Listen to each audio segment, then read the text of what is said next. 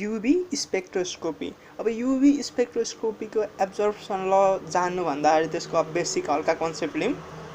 हामीले चाहिँ एउटा अब स्याम्पल सोल्युसन लिएको छौँ र त्यो स्याम्पल सोल्युसनबाट चाहिँ हामीले लेफ्ट ह्यान्ड साइडबाट युभी लाइट युभी रेडिएसनहरू हामीले स्याम्पलबाट पठायौँ र त्यो चाहिँ स्याम्पल सोल्युसनबाट पास भएर चाहिँ राइट ह्यान्ड साइडमा निस्क्यो।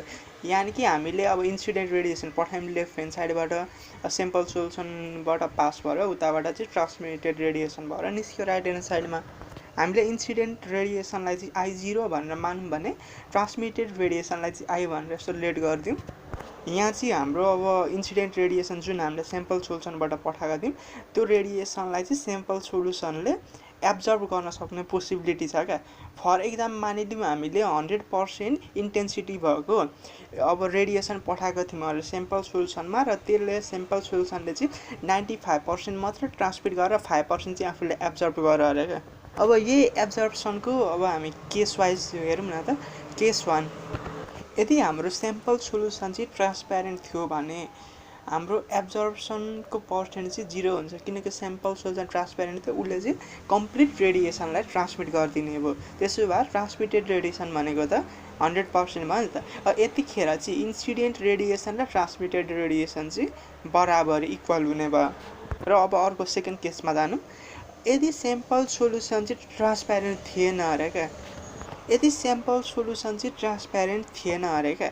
अब यो केसमा त स्याम्पलले एब्जर्भ गरेको रेडिएसन त 0 भन्दा बढी हुने भयो, जसको कारणले ट्रान्समिट भएको रेडिएसन छ नि अब अघि एब्जर्भ भइसकेको छ भने सकेपछि त्यो त 100% भन्दा घटी हुने भयो नि त। अब यो केसमा चाहिँ इन्सिडेन्ट रेडिएसन चाहिँ ट्रान्समिटेड रेडिएसन भन्दा बढी हुन्छ नि त।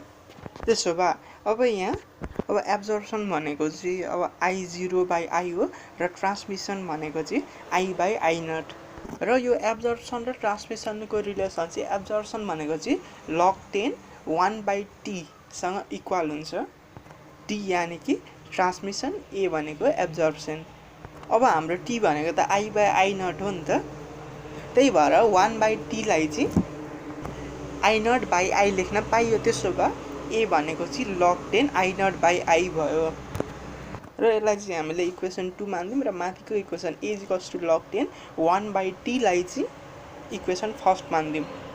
र यदि हामीलाई चाहिँ इन्सिडेन्ट रेडिएसन र ट्रान्समिटेड रेडिएसनको भ्यालु थाहा छ भने चाहिँ हामीले यो फर्मुला लाएर चाहिँ एब्जर्प्सन निकाल्न सक्छौँ। अब यो युभी स्पेक्ट्रोस्कोपीमा युज हुने डिफ्रेन्ट लको कुरो गरौँ, ल्याम्बर्ट्स ल र बियर्स ल। अब चाहिँ ल्याम्बर्ट्स लले के भन्छ भन्दाखेरि जब हामी चाहिँ एब्जर्भ गर्ने मिडियममा मोनोक्रोमेटिक लाइटको बिम पठाउँछौँ, यानि कि मोनोक्रोमेटिक लाइटलाई पठाइदिन्छौँ, यतिखेर यो चाहिँ हाम्रो मिडियमबाट पास भएर उता ट्रान्समिट हुँदाखेरि जुन यसको इन्टेन्सिटी घट्छ नि लाइटको, यो चाहिँ त्यो मिडियमको थिकनेससँग डाइरेक्टली प्रोपोर्सनल छ भन्छ ल्याम्बर्ट्स लले। यानि कि एब्जर्प्सन चाहिँ डाइरेक्टली प्रोपोर्सनल भयो थिकनेससँग र हामीले थिकनेसलाई चाहिँ L ले रिप्रेजेन्ट गर्छौँ र यसलाई हामी पाथ लेन्थ पनि भन्ने गर्छौँ। अब यस प्रोपोर्सनालिटी साइन हटाउँदाखेरि चाहिँ A = EL लेख्न पाइयो नि त, जहाँ E भनेको चाहिँ मोलर एक्सटिन्सन कोफिसिएन्ट या मोलर एब्जर्प्टिभिटी भन्छौँ। र यो मोलर एब्जर्प्टिभिटी छ नि यो चाहिँ एउटा कुनै पनि पार्टिकल यानि कि मिडियमको चाहिँ थिकनेस एउटा पार्टिकुलर छ भने यसको मोलर एब्जर्प्टिभिटी पनि पार्टिकुलरै हुन्छ क्या। अब फर एक्जाम्पल चाहिँ हामीले एउटा प्यारासिटामोल लिउँ जसको पाथ लेन्थ चाहिँ 249 नैनोमिटर छ, यानि कि थिकनेस चाहिँ 249 नैनोमिटर छ भने यतिखेर यसको मोलर एब्जर्प्टिभिटी चाहिँ 165 हुन्छ हैन। यसरी नै अब बेग्ला बेग्लै पाथ लेन्थ भएको बेला चाहिँ बेग्ला बेग्लै मोलर एब्जर्प्टिभिटी हुन्छ। अब अर्को छ बियर्स ल। अब यो बियर्स लले चाहिँ के भन्छ भन्दाखेरि जब हामीले मोनोक्रोमेटिक लाइटको बिम चाहिँ कुनै पनि एब्जर्भ गर्ने मिडियममा पठाउँछौँ त्यतिखेर यो ट्रान्समिट भएर उतापट्टि निस्किँदाखेरि जुन यसको इन्टेन्सिटी घट्छ यो चाहिँ डाइरेक्टली प्रोपोर्सनल हुन्छ त्यो मिडियमको कन्सन्ट्रेसनसँग भन्छ क्या। यानि कि एब्जर्प्सन चाहिँ डाइरेक्टली प्रोपोर्सनल हुने भयो कन्सन्ट्रेसनसँग। अब ल्याम्बर्ट्स लकै जस्तो यो प्रोपोर्सनालिटी साइन हटाउँदाखेरि चाहिँ ए इज इक्वल्स टु इसी लेख्न पाइयो, जहाँ सी भनेको चाहिँ सोल्युसनको कन्सन्ट्रेसन हो। र यो ल्याम्बर्ट्स ल बियर्स ललाई चाहिँ कम्बाइन गरेर ल्याम्बर्ट्स बियर्स ल निकालिएको छ। र यो ल्याम्बर्ट्स बियर्स लले के भन्छ भन्दाखेरि जब हामी मोनोक्रोमेटिक रेडिएसन चाहिँ कुनै पनि एब्जर्ब गर्ने मिडियममा पास गराउँछौँ त्यतिखेर जुन यो ट्रान्समिट हुँदाखेरि यसको इन्टेन्सिटीमा डिक्रिज आउँछ, यो चाहिँ डाइरेक्टली प्रोपोर्सनल हुन्छ त्यो मिडियमको थिकनेससँग र त्यसको कन्सन्ट्रेसनसँग भन्छ। यानि कि ए चाहिँ डाइरेक्टली प्रोपोर्सनल हुने भयो एल र सीसँग, एल इन्टु सी भनौँ होइन। त्यसै गरी अहिले जस्तो प्रोपोर्सनालिटी साइन हटाउँदाखेरि हामी ई हालिदिन्छौँ, ए इज इक्वल्स टु इएलसी भयो होइन। अब ई भनेको मोलर कोफिसिएन्ट भयो भने एल भनेको पाथ लेन्थ र सी भनेको कन्सन्ट्रेसन अफ सोल्युसन। फर्स्टमा यो प्रिन्सिपलमा जानुभन्दा अगाडि हामी पहिला बेसिकमा जाउँ युभी स्पेक्ट्रोस्कोपीको। यो स्पेक्ट्रोस्कोपीमा चाहिँ हामी कुनै पनि सेम्पल्सको मोलिक्युल्स एटम्स आयनले चाहिँ एउटा एनर्जी स्टेटबाट अर्को एनर्जी स्टेटमा जानको लागि चाहिँ कति इलेक्ट्रोम्याग्नेटिक रेडिएसन एब्जर्ब गर्छ इमिट गर्छ त्यसलाई चाहिँ हामी मेजर गर्छौँ स्पेक्ट्रोस्कोपीमा। र यो युभी स्पेक्ट्रोस्कोपीमा जुन एब्जर्प्सन गर्नको लागि हामी जुन रेडिएसन पठाउँछौँ नि त्यो रेडिएसन चाहिँ अल्ट्राभायोलेट रिजनमा पर्ने हुन्छ क्या, जसको वेभलेन्थ चाहिँ 200 देखि 400 न्यानोमिटर भित्र पर्ने वेभलेन्थ भएको रेडिएसनहरू हामी मोलिक्युल्समा एब्जर्प्सन गर्नको लागि पठाउँछौँ। र जति बढी वेभलेन्थ बढ्दै गयो त्यति नै त्यो रेडिएसनको एनर्जी घट्दै जान्छ क्या। अब जस्तै इक्जाम्पलमा चाहिँ 200 न्यानोमिटर को रेडिएसनको एनर्जी चाहिँ 400 न्यानोमिटर रेडिएसन वेभलेन्थ भएको एनर्जी भन्दा चाहिँ बढी हुन्छ। र यो रेडिएसनलाई चाहिँ मोलिक्युल्स र स्याम्पल्सले एब्जर्ब गर्छ होइन। र त्यो मोलिक्युल्स चाहिँ एक्साइट भएर ग्राउन्ड स्टेटदेखि हायर एनर्जी स्टेटमा एक्साइट भएर जान्छ होइन। अनि फेरि त्यो ग्राउन्ड स्टेटमा रिटर्न हुँदाखेरि त्यसले रेडिएसन इमिट गर्छ। अब चाहिँ बेसिक पछि प्रिन्सिपल अफ युभी स्पेक्ट्रोस्कोपीतिर जाउँ। बेसिकली स्पेक्ट्रोस्कोपी चाहिँ कुनै पनि म्याटरसँग लाइटले कसरी इन्टरेक्सन गर्छ त्योसँग रिलेटेड छ। जब कुनै पनि म्याटरले लाइट एब्जर्ब गर्छ तब चाहिँ त्यो म्याटरको जुन मोलिक्युल्स या एटम थियो नि त्यसको एनर्जी चाहिँ बढाइदिएर जान्छ। र जब त्यो लाइटको रूपमा चाहिँ त्यो म्याटरले अल्ट्राभायोलेट रेडिएसन एब्जर्ब गर्छ यसले चाहिँ त्यो म्याटरको इलेक्ट्रोनलाई ग्राउन्ड स्टेटदेखि एक्साइट गराएर हायर स्टेट एनर्जी लेभलमा पुर्याइदिन्छ। मोलिक्युल्स जसमा चाहिँ पाई इलेक्ट्रोन नन बोन्डिङ इलेक्ट्रोन्स यानि कि एन इलेक्ट्रोन्सहरू छ त्यसले चाहिँ पठाएको अल्ट्राभायोलेट लाइटलाई चाहिँ एनर्जीको रूपमा एब्जर्ब गर्छ र तिनीहरू एक्साइट भएर चाहिँ हायर एन्टी बोन्डिङ मोलिकुलर अर्बिटलमा पुग्छ। जति धेरै एक्साइट हुन्छ त्यति नै लङ्गर चाहिँ वेभलेन्थ तिनीहरूले फर्म गर्छ, फर्म होइन तिनीहरूले चाहिँ त्यति नै लङ्गर वेभलेन्थको रेडिएसन चाहिँ एब्जर्ब गर्छ। र यसरी एक्साइटेड स्टेटमा जाँदाखेरि इलेक्ट्रोनको 4 फर्ममा चाहिँ ट्रान्समिसन हुनसक्छ क्या हायर एनर्जी स्टेटमा जानको लागि। जस्तै सिग्मादेखि एकैचोटि सिग्मा स्टार यानि कि सिग्मा स्टेट एनर्जी लेभलमा भएको इलेक्ट्रोन चाहिँ एकैचोटि जम्प गरेर सिग्मा स्टार यानि कि टप अफ एनर्जी लेभलमा जान सक्छ होइन। एनदेखि पाई स्टार, पाईदेखि पाई स्टार र एनदेखि पाई स्टारमा चाहिँ ट्रान्समिसन हुनसक्छ। अब यसलाई सजिलो गरी याद राख्नको लागि चाहिँ हामीले सिरियलले रूपमा जान्यौँ भने सिग्मादेखि पाई आउँछ, पाईदेखि एन आउँछ, एनदेखि पाई स्टार आउँछ र पाई स्टारदेखि सिग्मा स्टार आउँछ भनेर याद राख्दा पनि हुन्छ।